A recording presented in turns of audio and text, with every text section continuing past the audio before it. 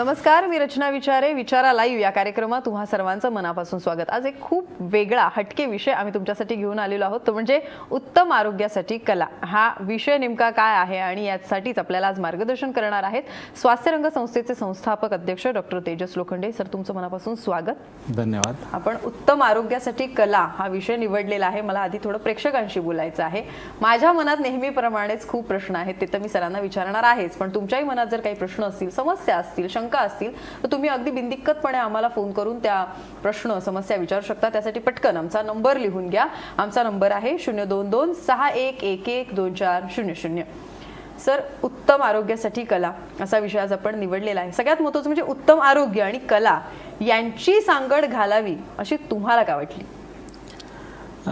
मूळतः ज्या वेळेला मी वैद्यकीय व्यवसाय करतो, म्हणजे मूळतः माझा प्रांत आयुर्वेद, आणि आयुर्वेदामध्ये मूळ तत्वच ते सांगितलं की स्वास्थ्यस्य स्वास्थ्य रक्षण. त्यामुळे आधीपासून कोणत्याही रुग्ण तपासणी करताना एक कल असायचा की त्या व्यक्तीचं आरोग्य कसं राखता येईल, म्हणजे स्वास्थ्य कसं स्थापित करता येईल हा विचार असायचा. पण ज्या वेळेला काही वयोगटांशी वेगवेगळ्या पद्धतीने संपर्क आला, त्यात लहान मुलं होती, त्यांचे आई वडील होते, व्यावसायिक होते, काही स्त्री पुरुष वेगवेगळ्या फॅकल्टीमधले असताना हे लक्षात आलं की सगळ्यांची जी खटपट आहे ही दोनच गोष्टींच्या भोवती फिरते, एक सुख आणि दुःख. पण त्याचं जे आपण इक्विलिब्रियम राखणं म्हणतो, तर त्या ह्याच्यामध्ये त्यांची जी शारीरिक आणि मानसिक फरफट होत होती, तर त्यातनं शारीरिक रोगांपेक्षा मानसिक रोग हे जास्त वाढत चाललेत असं लक्षात आलं. आणि त्यावेळेला असं विचार केला की आपल्याकडे दैवी देणगी म्हणजे एक कला ही लहानपणापासून आपल्याकडे होती, त्यामुळे त्याची सांगड कशी घालता येईल. त्यामुळे असं वाटलं की प्रत्येकाने स्वतःकडचं एक मन जपावं, आणि त्यातनं प्रत्येकजण एक कलाकार असतोच. म्हणजे प्रत्येकाने बाथरूममध्ये गाणं गायलेलं आहे, मलाही माहिती आहे. त्यामुळे आपल्याला गाणं गायला जशी एखादी पदवी लागत नाही, त्याच पद्धतीने लोकांना कलेसाठी प्रवृत्त करायचं, आणि कलेच्या अंगाने ते आपण घेत घेत त्या पद्धतीने खूप चांगले योग घडले, प्रयोग घडले, आणि त्यातनं खूप चांगले व्यक्ती घडत गेल्या. त्यांची जी मानसिक स्वास्थ्य आहे ही चांगली होत गेली, असा अनुभव येत गेला. आणि त्यावेळेला आपण म्हटलं की ही सांगड आपल्याला घालायला हवी. त्यामुळे ह्या सगळ्या गोष्टींची राखरांगोळी झटकली, आणि त्यातनं रांगोळी हा प्रांत निवडून बऱ्याच जणांना रांगोळीच्या जवळ घेऊन जाण्याचा प्रयत्न केला. त्यातनं वयाच्या लहान 8 वर्षापासून ते अगदी 63 वर्षापर्यंतच्या ज्येष्ठ वर्गापर्यंत आपण पोहोचलो. आणि एक साधारण आपलं यश म्हणण्यापेक्षा आपल्याला फक्त ती संधी होती की त्या संधीच्या निमित्ताने त्यांच्यातली जी एक मनामधली भीती होती की बाबा हे मला जमणार नाही, किंवा हे आपण ताणतणाव आहे, तर त्या गोष्टी अशा पद्धतीने आम्ही एक रांगोळी शिबिर त्याचं आयोजन केलं. आणि त्या आयोजनातनं हे लक्षात आलं की प्रत्येकजण सकाळपासून संध्याकाळपर्यंत ज्या वेळेला रांगोळी तिथे रेखाटत होतं आमच्या प्रशिक्षणाच्या मार्गदर्शनाखाली, त्यावेळेला नंतर जाताना त्यांना इतकंच विचारलं की तुमच्या ऑफिसचा काही आज ताणतणाव जाणवला का? तर नाही. मग आज दिवसभर तुमची कंबर दुखते असं काही जाणवलं का? तर म्हणे तेवढी नाही जाणवली. म्हटलं आज घरच्यांची आठवण आली का? नाही. अभ्यासाची आठवण आली का? नाही. पण एकंदरीत जे वातावरण त्यांचं घरी जातानाचं होतं, म्हणजे ते जे सगळे पार्टिसिपंट सकाळी आले होते आणि जाताना जो त्यांच्या चेहऱ्यावरचा आनंद होता तो आम्हालाही बघून फार बरं वाटलं. आणि त्यातनं जन्म झाला या स्वास्थ्य रंगाचा, की स्वास्थ्य आणि रंग. म्हणजे रंग म्हटला तर नुसते फक्त रंग नाही, पण जे जे अंग आहेत त्या सगळ्या विविध रंगांचे अंग एकत्र घेऊन मग त्यामध्ये तुमची कुठलीही कला असेल. कारण आयुर्वेद स्वतःच सांगतं की जी स्वास्थ्याची व्याख्या केलेली आहे त्याच्यामध्ये दुसरी ओळ अशी येते की प्रसन्न आत्मे मन इंद्रिय, त्याच्यामध्ये तुमचं जे शरीर आणि इंद्रिय आहेत ह्यांची सांगड असणं खूप गरजेचं आहे. त्याच वेळेला तुमची मनाची जी तयारी आहे ही खूप चांगल्या पद्धतीने एकवटते आणि खूप चांगल्या पद्धतीने तुमचा परफॉर्मन्स सगळ्याच जागेला दिसून येतो. निश्चितपणे. आता आपण नेहमीच म्हणतो की 14 विद्या आणि 64 कला आहेत. आता 64 कला जरी येत नसल्या तरी 2-3 कला अगदीच आपण सहज आत्मसात करू शकतो. तर त्याबद्दल थोडंसं आम्हाला सांगाल, जेणेकरून आम्हाला आमच्या ताणतणावातून मुक्ती मिळेल. 64 कला ज्यावेळेला आपण म्हणतो तर त्याच्यामध्ये विविध कला येतात.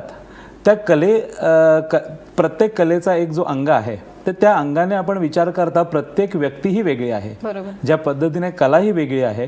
आणि कलाकार हा एक खूप वेगळा आहे. म्हणजे कोणताही कलाकार आपण जर का बघायचा गेला तर प्रत्येक कलाकाराकडे एक त्याचं सगळ्यात वेगळं असतं ते वैशिष्ट्य. ते वैशिष्ट्य प्रत्येकाने ओळखणं खूप गरजेचं आहे.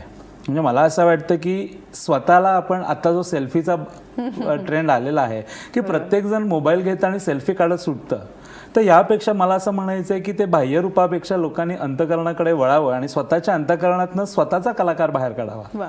म्हणजे जसं मी उदाहरण दिलं की संगीत म्हणजे मला गाणं गायचं असेल तर मला पदवीच हवी अशातला काही भाग नाही. मी बाईकवर जातानाही गाणं गाऊ शकतो, घरी आंघोळ करतानाही गाणं गाऊ शकतो. तर त्याच पद्धतीने चित्रकला आहे की आज बऱ्याच जणांना एक मनात बाऊ असतो. म्हणजे बऱ्याचशा आई वडील आता मुलांनाही मदत करणं पत्करत नाही, कारण अरे माझं चित्रकला चांगलं नाही तर तुझे टीचर्स काय म्हणतील. पण आपण जोपर्यंत फिल्डिंगला उतरत नाही तोपर्यंत आपल्याला बॉल पकडता येत नाही. बरोबर आहे. त्याच्यामुळे कोणताही विचार न करता, कोणतीही अडीअडचणीचा स्वतःकडे इनहिबिशन्स न तयार करता आपण बिंदास त्याच्यात उतरावं.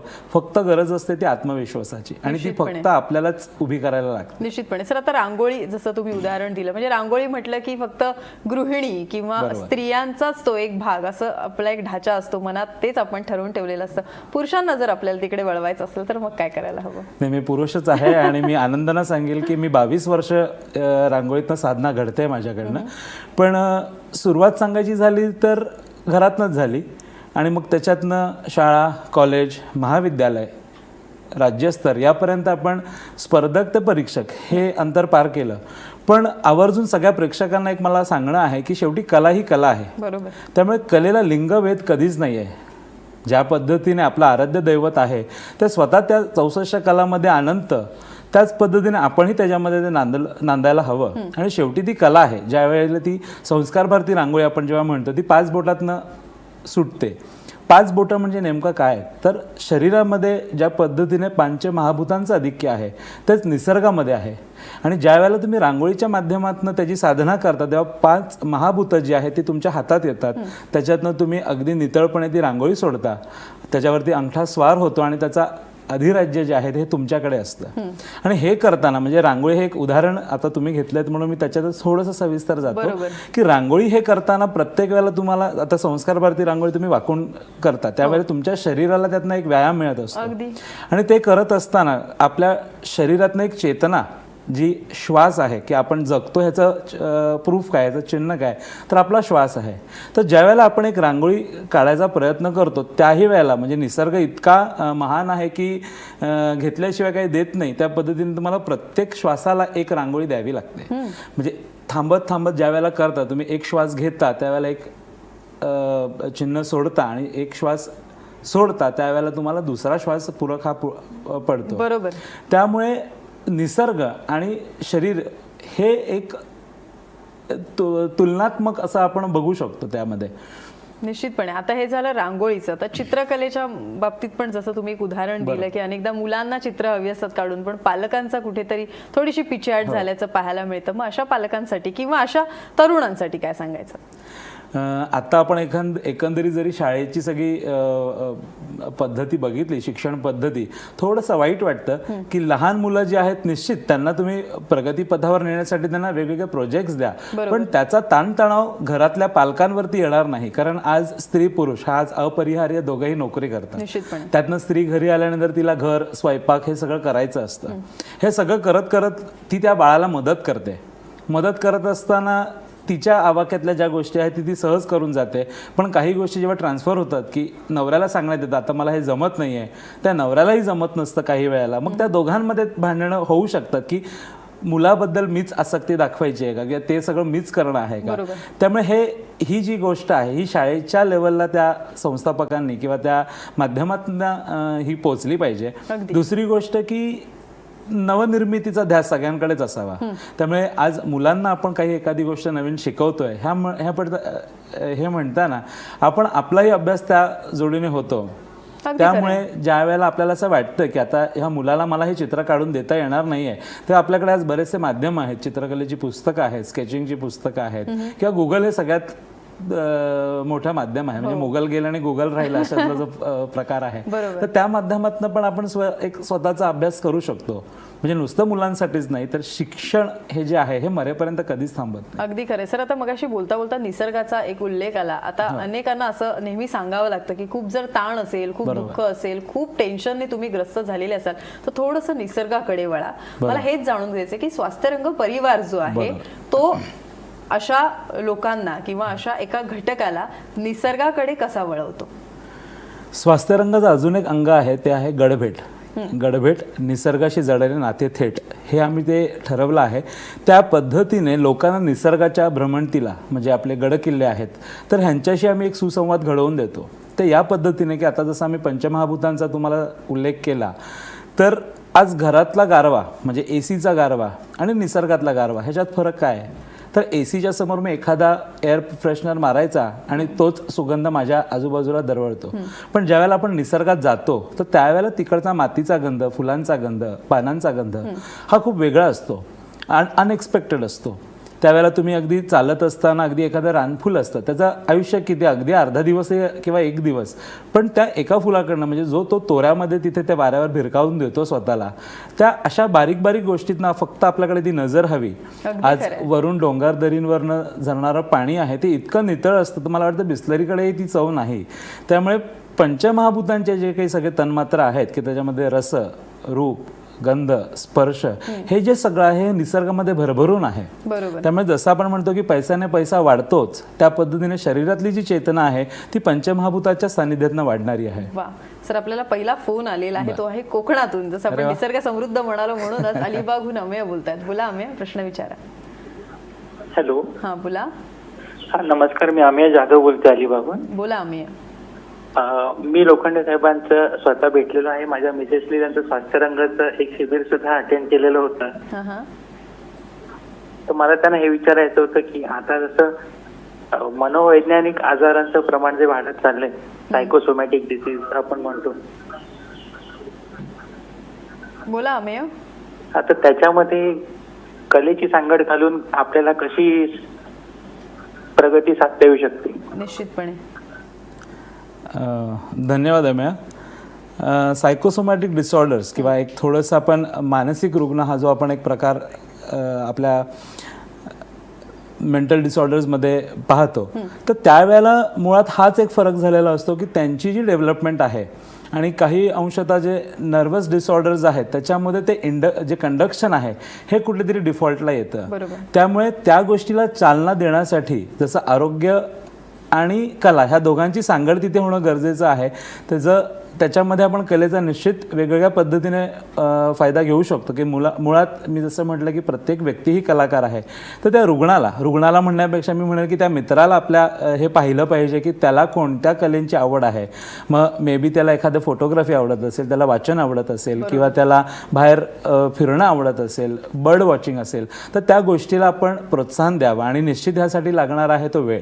कारण एखादी व्यक्ती जी मानसिक आजाराने ग्रस्त आहे तर ह्या वेळेला त्याच्यासोबत असणारी व्यक्ती त्याचं कॉन्ट्रीब्युशन खूप मोठ्या स्तरावरती जातं. निश्चितपणे सर, आता जसं तुम्ही म्हणालात की प्रत्येक व्यक्तीत एक कलाकार दडलेला असतो आणि माझं एक नेहमी असं पाहणं आहे, ऑब्झर्वेशन आहे की एका डॉक्टरमध्ये कलाकार असतोच असतो आणि तुमच्या रूपाने तो माझ्या समोर आहे. हे उत्तम आरोग्यासाठी कला हे नेमकं काय गणित आहे अजूनही थोडंसं सुटायचं बाकी आहे. त्याबद्दल अशीच चर्चा सुरू ठेवूया, पण त्याआधी घेऊया एक छोटासा ब्रेक.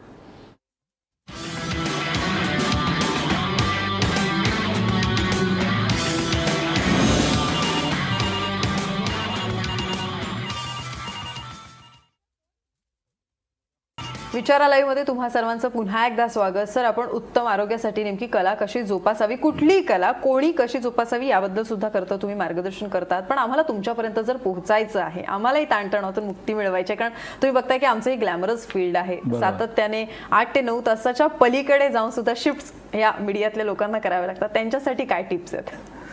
बरं, अगदी स्पष्ट सांगायचं गेलं तर ग्लॅमर आणि आरोग्य हे थोडंसं समीकरण आपल्याला बायोलॉजिकल क्लॉकच्या पद्धतीने ते ॲडजस्ट करायला हवं. म्हणजे आपल्याकडे जागरण हा प्रकार जो होतो तर त्याच्यामुळे आयुर्वेदाने जे काही गोष्टी सांगितल्या आहेत त्याचे दुष्परिणाम आहेत ते होणारच असतात. पण अशा वेळेला तुम्ही एखादा आयुर्वेदिक सल्ला घेऊन की त्या म्हणजे अमुक माझं शेड्यूल आहे तर मी कुठल्या गोष्टी विशेषतः टाळायला हव्यात ह्याचं आपल्याला एक मार्गदर्शन करता येतं. त्या व्यतिरिक्त की परत मी कलेकडेच येऊन थांबणार आहे की प्रत्येक गोष्टीत म्हणजे आज आपल्याला ओव्हरनाईट शिफ्ट असतात किंवा डबल शिफ्ट्स लागल्यात तर त्या अशा वेळेला त्या आपल्याला करायचं आहे ह्याच्याबद्दल काही पर्याय नसतो. मग त्यावेळेला आपली एखादी आवडती गोष्ट म्हणजे जसं पुन्हा की आपल्याला हेडफोन्सने गाणी ऐकायला आवडतात किंवा आपल्याला एखादी कविता लिहायला आवडते, अशा चिडचिड्यामध्ये जर का तुम्हाला स्वतःला स्वरचना सुचत असेल तर तुम्ही ते करू शकता. बरोबर. कधीतरी जसं आपण वीकेंड किंवा लॉंग ट्रिपला वगैरे म्हणतो तर आपल्या निसर्गाच्या सान्निध्यात कधीही आपण जाऊ शकतो. आणि जरी आपण ग्लॅमरस फील्डमध्ये असलो तरी एक आपण स्वतःचा अवदा किंवा आपण एक थोडंसं स्वतःला म्हणजे मी डोंट टेक इट पर्सनली पण आपण एक स्वतःला एका स्थानावरती नेऊन ठेवलेलं असतं. अगदी खरं. आणि थोडंसं मी असं सांगेन की ज्यावेळेला आपण एखादं टूर करतो म्हणजे युरोप टूर असेल किंवा कुठलीही इंटरनॅशनल टूर असेल त्यावेळेला आपण जेव्हा ती टूर करून येतो त्यावेळेला आपण हक्काने सांगतो की अरे मी युरोप टूर केला. त्यावेळेला आपण त्याच्यामध्ये भरमसाठ लाखोने पैसा घातलेला असतो आणि कुठेतरी आपण जेव्हा ते 4 लोकांपर्यंत पोहोचवतो तर त्याच्या मागची एक फिलिंग अशी असते की मी मोठा आहे. पण ह्याच वेळेला आम्ही जेव्हा रानभटके रानावनात फिरतो आणि जेव्हा सांगतो की नाही तो डोंगर माझ्यापेक्षा मोठा आहे, ते पाणी माझ्याहून उंचावरून पडतंय, मी तिथे पडेन की नाही ह्याची काळजी घेणारा तिथे वारा होता, त्यावेळेला आजही जाणवतं की नाही आपण मोठे नाहीत, निसर्ग हा खरंच मोठा आहे. त्यामुळे कलेच्या माध्यमातून आपल्यातला जो अहंभाव आहे तो ज्या वेळेला स्वस्थानावरती राहतो त्याच वेळेला आपल्याला मानसिक ताणतणाव दूर करायला खूप मदत होते. अगदी खरे सर. आणखीन एक फोन आले तो पटकन घेऊया. सांगलीहून अंजली बोलतायत. अंजली बोला, प्रश्न विचारा. हॅलो. बोला. हॅलो. हॅलो अंजली बोला.